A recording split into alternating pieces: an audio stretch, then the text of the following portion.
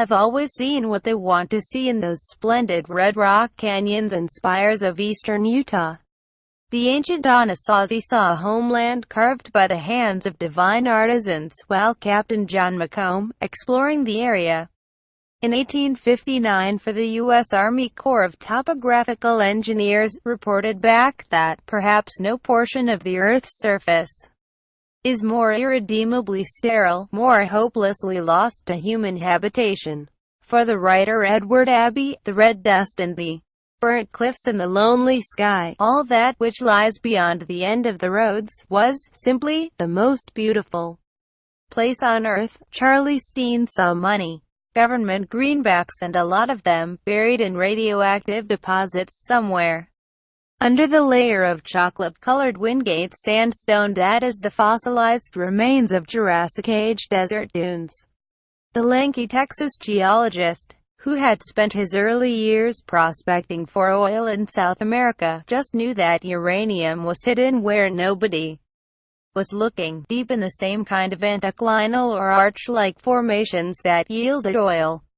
And in 1950, uranium was going to be the new oil, the Atomic Energy Commission paying out lavishly to those who helped mine a domestic supply. Steen's hunch promised to make him an overnight millionaire. But first he had to find his seam of the soft greenish-yellow rock, the atomically buzzing carnotite ore that the local Ute and Navajo Indians had ground up for war paint. We thought the new Chevrolet Colorado zr2, a dedicated off-roader conceived with trophy truck and quad ATV styling cues, and coming across as a Raptor Light, would prove to be the right ride to trace Steen's 67-year-old trail through the Utah labyrinths. To make things more interesting, we procured a $47,730 four-door crew cab fitted with the available 2.8-liter inline 4 Duramax turbo diesel, believing the prodigious 369 pound-feet of torque combined with the 20 mpg EPA-rated average would produce the perfect uranium prospector. And we were right, with a few caveats. By all accounts, Steen was an extrovert and a bit of a loudmouth. After talking his way out the door of his Texas Oil Company job in 1950, he packed up his wife, Minnie Lee, she preferred ML, and their 4 boys and bolted for the Colorado Plateau, lured by a mining journal's report on uranium possibilities in the Four Corners area. He couldn't afford the essential uranium prospector's tool, a Geiger counter, so he placed his faith in his geology training and experience. We picked up our graphite metallic zr2 in Grand Junction, Colorado, and headed overland, west toward Utah.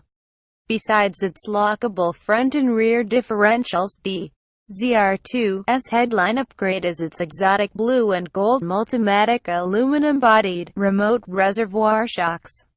They use a spool valve design, basically a cup with a spring-loaded plunger in it that uncovers purposefully shaped relief windows that permit the oil to pass. The deceptively simple design allows very precise bump and rebound tuning. The 4,975-pound truck, as heavy as it is, thus floats over washboards at 45 miles per hour and sponges up the sudden jolts from the mini canyons cut into the trail by runoff.